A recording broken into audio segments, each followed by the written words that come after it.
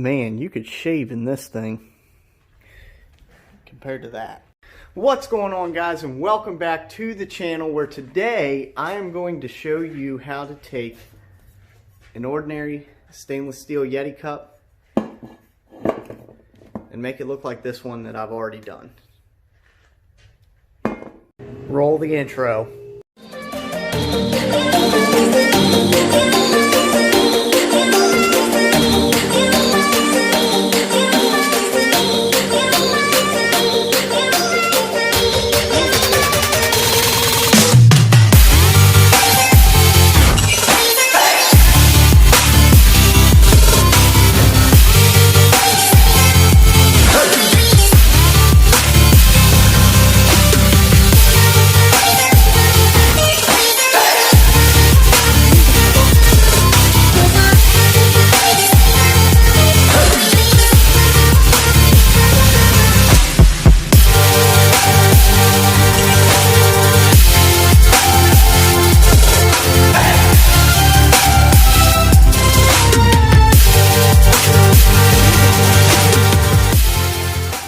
So first things first, before we get started, there's a few things that we need to address. When you're polishing anything that is metal, it's very bad if you get it in your lungs or you get it in your eyes. It's very hard to get out, very unpleasant. So when you're polishing anything, first thing that you need is a respirator. We're going to be sanding these Yeti cups down with a high-speed sander, so we really don't want that stuff getting in our lungs. We also have a pair of safety glasses. The other great option that's out there is a full face respirator. I don't currently have one. I need to go get one, but it has the respirator portion built into a full face shield, which is really nice. If you watch some other videos out on YouTube, you're going to see a lot of professional polishers using those. But for today, these will work. Keep us nice and safe, keep the stainless out of our lungs, and we'll go from there. So the second aspect of safety, anytime you're polishing, we're going to be using airway buffs today, made by Zephyr. And there's two sets of safety flanges I have here. This one is your more common when you're first getting started. Drop one of these down on here, and then your wheel, take one of these out of the box.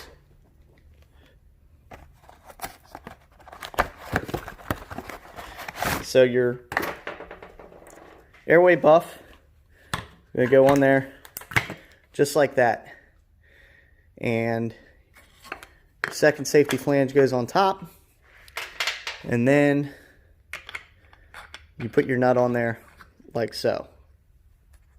Now in my case, because I've been doing this for a little while now, I decided to upgrade to centering flanges, which are these. Now in these, you'll put your bottom flange down. Now these pads are directional, so if you're using the one that has a sticker like that with the other style flanges, you're going to leave that center plate in there, and the sticker side is going to be facing up when you put it on the mandrel. With these, they're going to drop down like so, and then you're going to spin that on and tighten it up. Now that we've got safety out of the way, so what we're going to need to get started is we have our Yeti. Now what I like to do is take a Sharpie, and we're actually going to put random marks all over it. And the reason that we're going to do that is as we're sanding, when those marks start disappearing, we've got all those brush lines out. I'm not sure how well you guys can see those, but if you picked up a Yeti before, you probably know what I'm talking about.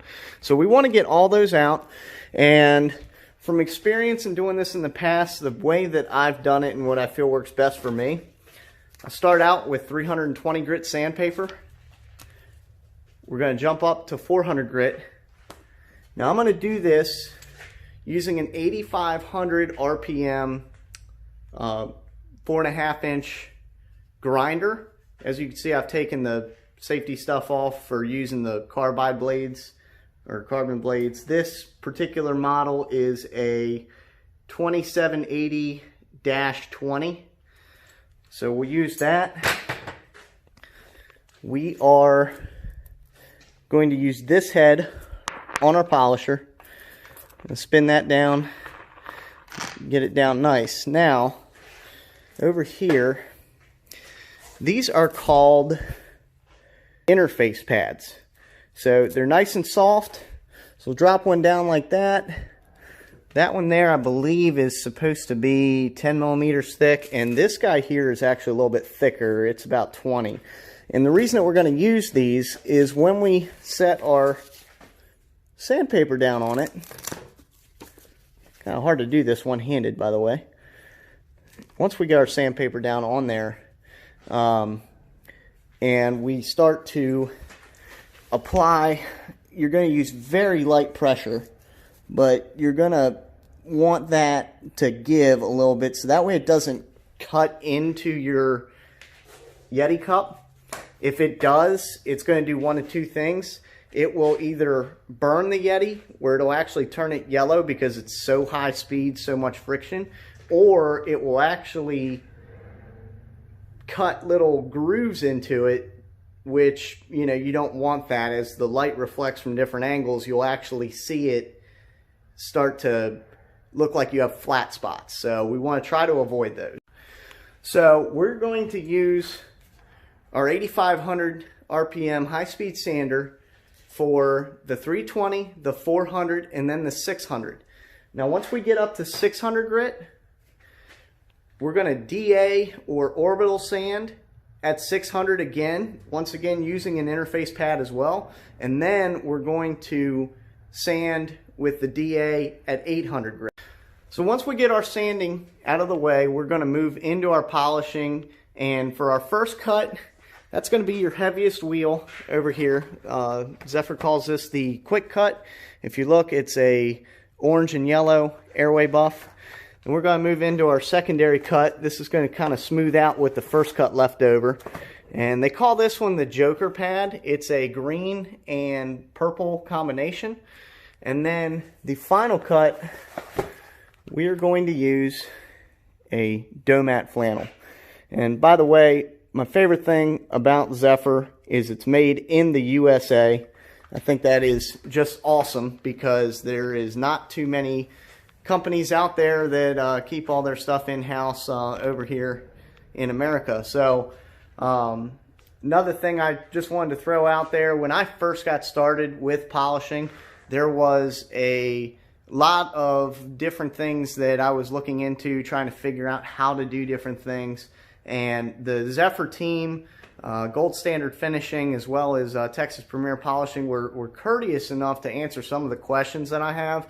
And, you know, I'm a very brand loyal person, and if you go out of your way to help me out, I'm going to stick with you for life. And I just thought that that was awesome of them to take time out of their day and teach me a few things or answer some of the questions that I had when I first got started with this. So moving on. We got two different polishers here. This is a Matco Tools 7002 SP. This guy here is about 20 years old. It's an oldie but a goodie. It's got two speeds. The first speed, your high speed, is 3,500 RPMs. I believe that the lower speed on that guy is about, I don't know, 1,800 or so. And this one here is fairly new to me, but I have got to give it credit. This guy here is a cordless Milwaukee. It's model number 7238-20. And that thing is awesome. I take that polisher once a week, once every couple of weeks, and go out and clean up my wheels on my truck. And it is so nice to not have to run an extension cord all the way out to it. And surprisingly, it's got a fair amount of torque. Now, the only downfall to it, as far as metal polishing goes, is your low speed is 1,800, and on the high end, we're only going to get about 2,200 out of it. So it's not good for your heavy cutting. It's going to be great when you get into your finish cut. That's when we're going to be using the Domat flannel here. So awesome for that kind of stuff. It's also great for sanding. Sometimes instead of using the high-speed sander, I will actually use this guy for my sanding. Now, once we start polishing, the way that these work, you get them spinning on your grinder, and you're going to touch them to these rouge bars. Now, I've got 3 bars set out. This is your 87 stainless. That's going to be your heavy cut. I don't know if we're going to need to use this. We're going to do a little bit of trial and error today, guys. What we are going to use is this Black Magic bar. I've already broke it into 3 pieces. And the first time I did this guy here, we used the Max Red bar, which is just awesome. I love this bar on anything aluminum. So we're going to sand out to 800 grit. We're going to take our heavy cut wheel. We might even start with the medium cut wheel. It's always nice to start at a lighter cut because you can always go deeper, but once you go deeper, then you have to work more to get what you need out of it. So start with that guy. We might jump up to that if we need to, but my suspicion is we're going to stay somewhere between here and here. Now that we've gotten everything kind of covered as far as what we're going to be doing, what we're using, let's go ahead and get started.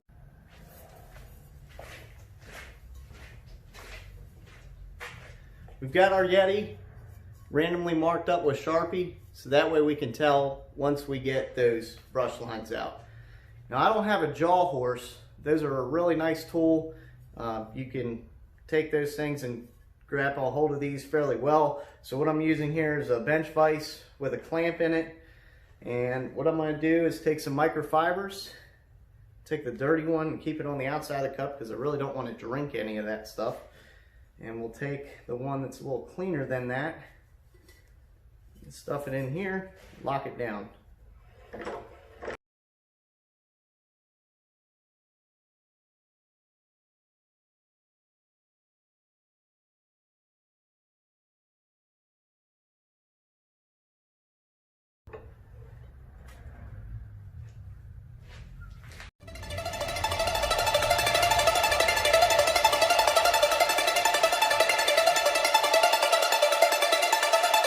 Music bed.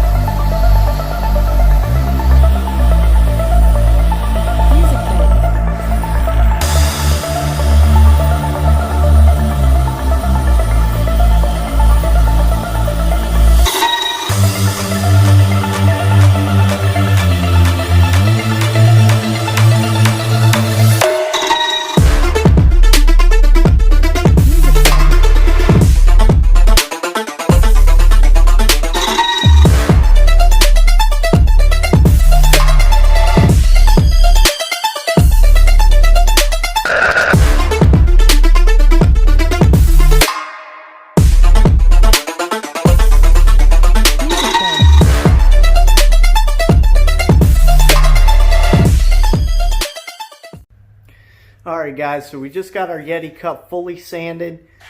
She's looking good. The main thing that you want to look for once you start sanding these, you want to be able to see some good reflection. See how you can see my knuckles just like that.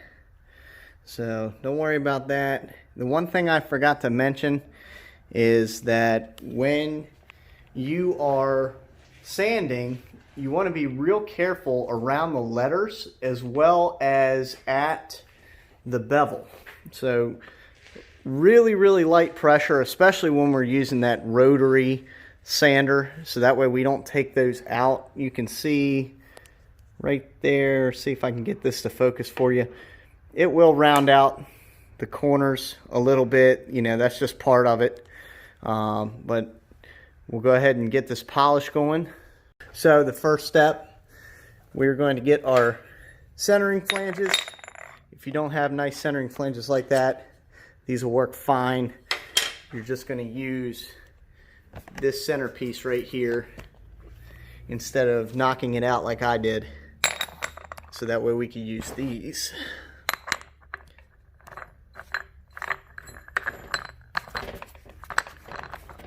We got our grinder set up, have the heavy cut wheel on there.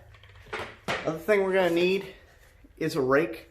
Now with your heavy cut, it's not as important to rake. When we get into the finer finishes, we're going to have to rake the wheel out, meaning that we take the rake, we apply it to the wheel like so, and we're going to knock some of the stuff out.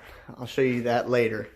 And one thing, when we start working on this, stainless is, it takes a little bit of heat to build up. So when I start working on this, I'm going to be basically making rectangles like this. So we'll kind of go back a little bit, go forward more, come back, do the area that we just did, as opposed to just passing left to right and moving up our piece. Also, really important, when you're doing these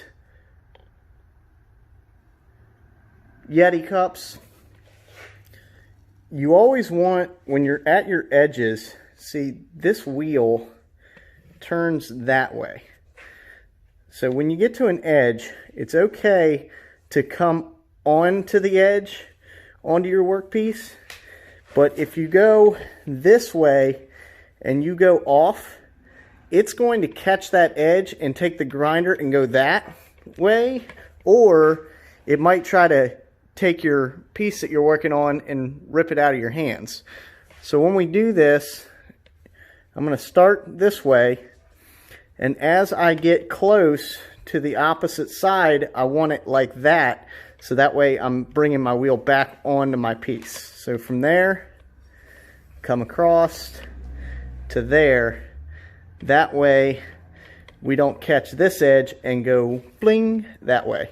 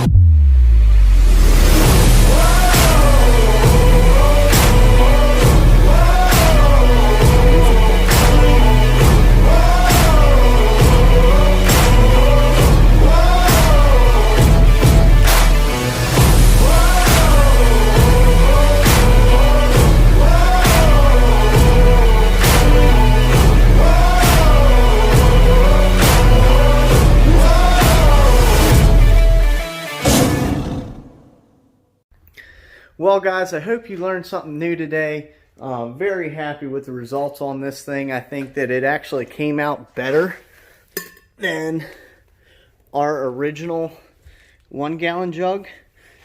Just so you can get a nice comparison, that's a polished Yeti next to an unpolished Yeti. And it is just amazing what Zephyr products can do to brighten these things up and take the original and customize it. So I hope you liked the video, guys. Go check out Zephyr polishes. I'll put links in the description to what I used to make this Yeti shine the way that I did. If you enjoyed the video and you want to see more how-to videos and things of that nature in the future, please hit the like button, subscribe. Let me know what your all's thoughts are, if there's something else that you'd like me to polish, so that way you could see how to do it. Different tips and tricks, things like that. And I'll see you guys on the next upload.